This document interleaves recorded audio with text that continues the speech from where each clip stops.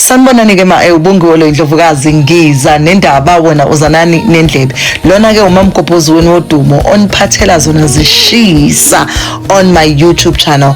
Please don't forget to subscribe, like and comment. Sanibonani ke ubungolo indlovukazi ngiza nendaba wona uzanani nendlebe. Siyaqhubeka isitori saGwija noMantombela unkosikazi wakhe. Okay, so uMantombela ucashileke from ama families, both families, ifamily yakubo neyakubo kaNdoda akafuna ukubonakala because bazoloku bembuza imibuzo ngendaba yesurrogate because abanye abantu abakholelwe ekutheni enene ungakwazi ukuletha ingane ngesurrogate bajwayele ukuzitshela ukuthi enene uma uletha ingane ngesurrogate kusho ukuthi enene leyo ngane idlozi ngeke lize li-acknowledge ngeke lize libone leyo ngane ngoba izalwe umunye umama, but they just didn't want to talk about it and they also didn't want to explain themselves kubantu basemakubo. So uMakaGwija akazi ukuthi enene uMantombela kunomntwana ozayo through a surrogate, and also ngala kubo kaMantombela abazi ukuthi kunomntwana ozayo through a surrogate. Siyaqhubeka ke inyanga kuze kushaya isikhathi la uMantombela kufuneka khona bahambe ne-surrogate. Okay, it's in Pinde move khona nizokwazi ukuthi uyithole kanjani surrogate. They went to an agency, they look for someone, they signed a contract ukuthi lo muntu lo bafuna umuntu compatible with them abazokwazi ukuthi ba-understandane naye and bamthola. Mabamthola lo muntu then baqede lapho ba-sign a contract and they promised ukuthi bazomkhokhela lo muntu isamba semali engeke ngize ngisidisclose ke. Then mase bemkhokhelile lo muntu isamba semali then baqala ke benza ke bafaka amaqanda bafaka isperm bahlanganisa kwaze ke wagcina pregnant ke. Siyabona ke ezisikhathi sihamba uGwija makagoduka aye kubo akahambi noMantombela nje abahambi nje uMantombela uyahamba emsebenzini nasemsebenzini ugqoka ingubo nje ezingathi zibhegi because she's trying to pretend like she's pregnant because even at work she didn't disclose indaba yokuthi enene upregnant through surrogacy. Umuntu owaziyo kuphela isuperior yakhe umuntu ongaphezulu kwakhe ngokweposition, but because uyiboss emsebenzini she didn't feel like she has to disclose kwikhampani ukuthi upregnant, so she was wearing baggy stuff enzela ukuthi abantu maseqhamuka nomntwana bangashokheki. Okay, kuze kushaya isikhathi la sekufuneka khona bahambe bayo checka umntwana igender yomntwana ukuthi igender yomntwana yipi. Hayi mabafika lapha ya udokotela enze ultrasound kulukudu there are 2 kids. Ajabule uMantombela aze akhale athi uNkulunkulu uyiphendulile imithandazo yami because kusho ukuthi ingane zami zombili lezi zibuyile futhi uGwija akhale naye. Akhale, they still don't know gender yengane. Akhale noGwija, they were so excited. They held each other's hand and started kissing, and then babambe uMantombela bambe surrogate athi ngiyabonga kakhulu. I don't think you understand ukuthi lento yenza for umndeni wethu ibaluleke kanjani because laba bantwana they are so important to our family. Hayi nangampela bese udokotela bese ya checka bebengazi bona ukuthi enene ugeli upregnant ama twins. Then makathi uyabheka umfana nentombazane. Oh bajabule and then ke bese ugeli kumele eze ngoba bese kwi-3rd trimester mase kwi-3rd trimester useyeza uzohlala nabo baloku bamnakekela. They had to get rid of isisebenzi sabo ugeli lo wayana owayemsujusa, so they ended up not having isisebenzi. Bamnakekela until kwazi kwashaya isikhathi sokuthi abelethe. Mase belethile ugeli wabanika ingane bahlukana ngecontract base bemkhokhela imali yakhe le ebesiseli outstanding balance ukuthi bamkhokhele yona. Bamkhokhela wathatha ingane zeza ekhaya. Mase bethatha ingane beza ekhaya then they start calling ifamily and telling ifamily ukuthi enene uMantombela usebelethile. They did tell ifamily ukuthi uMantombela upregnant babatshele later sekuseli inyanga ezincane ukuthi and then ugela abelethe. Nangampela ke ubelethile ashokheke uMakaGwija ubelethile. Hayibo ube pregnant nini? Why ningasitshelanga? Hayibo ayenziwa lonto ayifihlwe ingane but ke uyajabula on the other side like she's hysterical, but she still uyajabula ukuthi and then yo unomzukulu because yena into abayifuna befuna umzukulu, but kodwa she's also mad ukuthi she was bekangafakwanga ku business akatshelanga ukuthi and then ngale kuba kantombazane they were so excited and they were very happy. The only person that knew ngale kantombazane ukuthi udadewabo usebenzise isarugesi was udadewabo ka Mantombela, because uMantombela had to tell someone from Kubo family because Kubo baya understand that they are that family understand, but ngala kaGwija hey aba understand shame bamazulu njenga like nje uma wakhona nje azingeni yabo nje into abangayi understand leyo ukuthi kuzomela kuzalwe ingane through another person. Hayi ke uMakaGwija got so excited abesetshela uNtombi abesethi enene so manje sizoza nini ukuzoyibona ingane kuba kumele sibone ingane abesethi uGwija ima because usanda qeda ukubeletha so sizontshela mase kwesikhathi sokuthi ningakwazi ukufika nizovakasha. Okay, sihamba isikhathi kuthe kusuka lapho babe bebona ngoMakaGwija engqongqoza. Oh, before uMakaGwija eze because uMantombela she knew ukuthi uzoba ku maternity leave isikhathi esithile, wafuna ukuthi ku-installwe ama-camera endlini yakhe so that masephindele emsebenzini because she took a year off completely ukuthi uzozikhulisela iy'ngane zakhe. So masezobuyela emsebenzini uyazi ukuthi uzofuna inini, they installed cameras in the house before nje baze kuze kufika isikhathi sokuthi bafune uneni and all of that. So uGwija started installing cameras endlini mostly e-dining room nasekamereni nasekitchen so that la uneni azobe move khona ney'ngane bezokwazi ukuthi babone ingane. It's a baby cam. Hayi so bese uMakaGwija excited yangithi ke siyakhumbula athi enene ufuna ukuza asho ukuthi uGwija no you can't, abese uMantombela uMakaGwija atshele uNtombi indodakazi yakhe ukuthi ke siyakhona siyahamba siyobheka ingane ngeke. Uthi uyezwa uGwija uzwa qoqoqoqoqoqo makabheka eminyango ubaba yini uma wakhe ingane zikaqedi ngisho inyanga uma wakhe usela eminyango uthi uzobona abazukulu bakhe makavula umnyango athi hawu ma and then why ulana athi nje awusuke eminyango awuvula umnyango ngeke usungistophe mina ukuthi ngizobona abazukulu bami because lento le ngiyona into ekade ngiyilindile le. And also why nizosifihlela ukuthi sekukhona abantwana nize nilinde kuze kushaya isikhathi eside kangaka ukuthi kunabantwana la ekhaya ngiyacela ukuzobona abazukulu bami. She was very excited and energetic nje ejabulile ukuthi uyobona abazukulu. Okay, abese eyahamba uGwija because uMakaGwija wafika ekuseni abese eyahamba uGwija emsebenzini asale umama nama twins akhe agade ingane zakhe noMakaGwija asale la kanye nodadewabo kaGwija. Then abese yasho ukuthi uMantombela abone how excited uMakaGwija is, amthemba ukuthi okay kusho ukuthi uma is able to take care of abazukulu bakhe because I can see that she genuinely is so happy ngabantwana. Acela ukuthi okay mangicela ukogeza mangiqeda lapho ngizobe sengiyabuya wena ngicela ungibhekele abantwana. Nangampela hamba yogeza uyasala uMakaGwija ihlathi uMakaGwija ihlathi angesithi ngithini ihlathi kodwa liyabathanda abazukulu balo liyasala ihlathi likhipha ama-cotton bud liswabha iy'ngane emlonyeni ufuna ukuhamba yo-check-a enza i-DNA test to check ukuthi iy'ngane zikaGwija ngempela yini.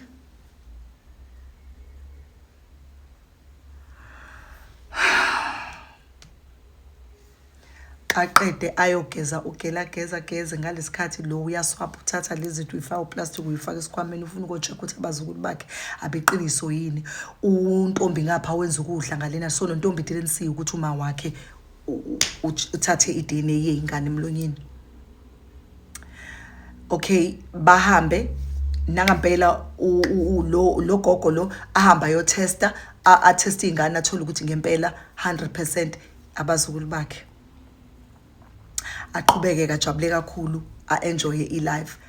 Kanti akazi uMakaGwija ukuthi uGwija unama cameras la endlini. So uGwija ezibehleli benoMantombela and they are doing ilokhuzana babuza ukuthi uma ubenjani bebenjani enganeni athi unkosikazi no she was really good but ke ungadlala i-video i-playback and just watch how she was with the kids uyabathanda abantwana she's very happy makayenza i-playback uGwija uyathola ukuthi uma wakhe wenze i-DNA ebantwaneni uthathe into ewukhothini waswapha ingane nje and uGwija was like he was very disappointed. He was so disappointed. Iyeze iphathelana la. Then uGwija uyabuka kubuka i-playback uyathola ukuthi uma wakhe uswabhile abantwana emlokhuzeni emlonyeni arealize uGwija ukuthi lo kusho ukuthi uzama ukuthatha i-DNA ufuna ukucheck ukuthi labazukulu abakhe yini. Angamtsheli unkosikazi wakhe because uGwija uyakholelwa ekutheni enena akadinga ukuthi astress unkosikazi wakhe ngezinto ezenziwa uma wakhe like nje there's no need for all of that. Like angamtsheli unkosikazi wakhe ayibuka nje ukuthi nje uzo screen grab abese yahamba ayobuza uma wakhe ukuthi and then ma yini lo kade uyenza uma wakhe azange azaphike this time athi hayi mina mntanami Gwija ngikwenzile nje cha phela ninomakoti beningayithola ingane gweqiqise nithola abantwana and nisifihlele nenzela ukuthi uthi nisifihlele and then gweqiqise qhamuka ingane ezu2 asazi noma mhlawumbe lezi ingane ni adoptile noma ni adoptanga yini angikho sure so bengifuna ukwenza ukuthi abazukulu bami laba because kubalekile ukuthi generation yami iqhubeke and if bengebona bengizosheshe ngazi ukuthi akubona ngoba ngifuni mina ukuthanda izingane engezona ezami athi uGwija ma kodwa koze kube nini ungene phakathi uthe shiqe endabeni zami ma yazi ma kunini ngixolela uthakathile ngaxolela yazi zonke lezi zinto usuzenzile ma angakamtsheli umakoti wakho ngoba into enza ukuthi ngamtsheli ngibalekela ukuthi umakoti wakho angifuna kuzonde ma yindaba kanti wena ma ungashintshi ngempela athi hayibo ngenzeni mina abize uGwija abize untombi athi sizi ngicela uhlale phansi noma wakho utshela uma wakho ukuthi ngiyacela ukuthi aphume endabeni zomuzi wami ambuze kabe sethi utholeni ke kule DNA yasephumile ama result athi uma kaGwija aphumile ama result bese yaqhubula hayi abazukulu bami ngempela kuphuma ukuthi enene wena mfana wami 100% lezi ingane lezi ezakho ayi abesethi ke yindaba ungakholelwanga ukuthi thina masithi ingane zethu lezi hayi uGwija abese eyamtshela ukuthi yabona ke ma last time usithakatha nonkosikazi ngakutshela ngathi enene ngeke ngixolele namanje futhi usenza okunye ichance ukugcina le ma if ukwaphinda wamosha ngeke ngiphinde ngempela ngixolele and manje lento lo yenzile ngizohamba ngiyotshela unkosikazi wami ngoba unkosikazi wami sekumele alazi iqiniso ngawe ngizohamba ngiyomtshela ngizohlala phansi naye ngimtshele manje because makade ngikuvikela ngiprotector trying to protect you ukuthi uMantombela angasazi izinto ezimbo zenzayo nangampela uGwija makasuka lapho ekhaya ahambe ayotshela unkosikazi wakhe afike makatshela unkosikazi wakhe uyazama ukuthi I small the story angamxoxeli kahle athi yazi ukuthi enene ngithu angamtsheli sesichitha akamtshelanga ke sona umtshele sokuthi nje uyazi ukuthi uma uzama ukungidlisa nje wakade zama ukungidlisa nje bezamela ukuthi mina ngikwazi ukuthi angicontrol kahle khona ngizothola umunye unkosikazi but ngayithola lonto that is why mina ngangibuye nomuthi ngathi idla lowo muthi lowo uphindile futhi manje wena uhleli naye la uphinde futhi wenza iDNA test waswapha abantwana athi utholeni kuma athi uthola ukuthi abantwana 100% abami ahleke kuMantombela ahleke kakhulu athi honestly ngiyayibona le yokuthakatha ukuthi enene ubefuna ukudlisa ngoba efuna ukutholela ukuthola umunye unkosikazi kodwa le yeDNA singambonga nje noma singese simtshele ngoba phela be pregnant surrogate so anything can happen lapha yana ukuthi ngatholakala ukuthi laba bantwana akubona bakho or akubona bamhlaba be surrogate abesethi I think it's also a good idea nami ngicabanga ukuthi kufuna ngihambe ngiyotesta just to see ukuthi even though abantwana bene DNA yakho banayo yini yami DNA athi uGwija so awumkwatelanga uma athi uma wakho Gwija like I don't have strength sokwatela uma wakho yes I think you need to talk to her ukuthi akayiyeke lento ayenzayo you need to discipline her but I don't have strength to be mad I am a mother and ngifuna ngikhulisa abantwana bami athi uGwija kodwa unkosikazi wami akuvume umuntu olungile uma akazi ukuthi enene unkosikazi olunge kanjena. And if she only knew ngaba akazenze zonke lezi zinto lezi azenzayo ngoba kwaye ukuthi namanje ngisazwana noma ngikhuluma naye it's because of wena. Athi umndeni asukhethe umndeni ukuthi enene abantu abanjani asikwazi ukuthi sikhethe ukwazi ukukhetha uma wakho and angifuni ukuthi wena ungazwani noma wakho bese kuthiwa kwafika mina la emzini mina ngangazwana noma wakho. Yes, manje it's gonna be a bit hard ukuthi uma ngimthembe especially when it comes to ukuthi ahlale nengane nezinto zokuthi apheke nokuthi ngidla ukudla kwakhe kuzoba tricky a little bit because uma angisamthembi ukuthi uyadlisana. Angimthembi ngenxa yokuthi ubefuna ukusidlisa angazi. So but okunye nokunye I do believe ukuthi wakhulisa indoda eqotho umama right because wakwazi ukuthi akhulise wena ezindoda eqotho. Athi uGwija ngiyakuzwa ke nkosikazi wami and then bahlale ke baqhubeke atteste uMantombela attest ukuthi ingane naye afuna ukwazi lakhe side ukuthi ingane zakhe uyathola ukuthi ingane ezabo bobabili and ifamily from then on started moving forward. Abamthembi yes uma kaGwija kodwa ezisikhathi sihamba uMantombela wagcina emthembile uma kaGwija because they had a sit down ngelinye ilanga ekhona uGwija wathi mntanami ngicela ukuzoxolisa kwena angazi noma uGwija uyaxoxela yini izinto esengibambe ngizenza but ke ngizoxolisa mntanami noma ngingengizisho zonke izinto engizenzile but ngiyaxolisa kwena ngangithi enene uyintombazane engekho right and into engangikhathazeke ngayo ngangikhathazeke ngokuthi isibongo sakubo kaGwija kumele siqhubeke sindlondlobale ngoba kuyena kuphela umfana ekhaya. So ungabi nabantwana kwaGwija bekungiphazamisa mina njengoma wakhe because bengifuna mina isibongo siqhubeke. So bese ngesikwazi ukuthi sibe nengane if wena abantwana abathuli. Kwayikhona lokhu ukuthi ngaze ngagcina sengilethe intombazane la ukuthi ikwazi ukuthi ube unkosikazi wesibili. Konke lokho ngangikwezisa ukuthi ngangifuna ukuthi isibongo sala ekhaya siqhubeke. Ungixolele makoti because neira mina engikhule kuyona ngikhule ngesikhathi la ingane khona zibalekile but ngibonile ukuthi umfana wami uyakuthanda ngokweqiniso and bengibona ukuthi indlela akuthanda ngayo izomenza ukuthi angabatholi abantwana. And bengingathembi ke nalabantwana ukuthi abakho because abakho uGwija.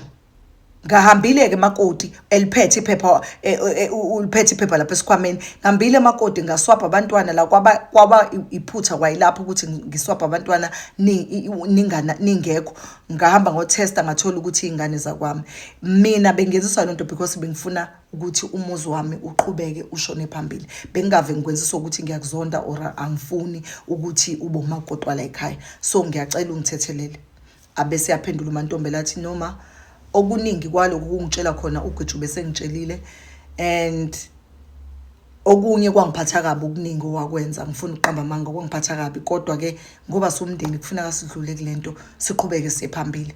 Abazukulu nabo bakhona uGwija nangu khona ngikhona nami nje asiqhubekeni sibe umndeni siqhubeke sithandana. Nangempela ke uma kaGwija was such a beautiful grandmother to those kids. Abazukulu bakhe they were very spoiled bebathanda ngenhliziyo yakhe yonke.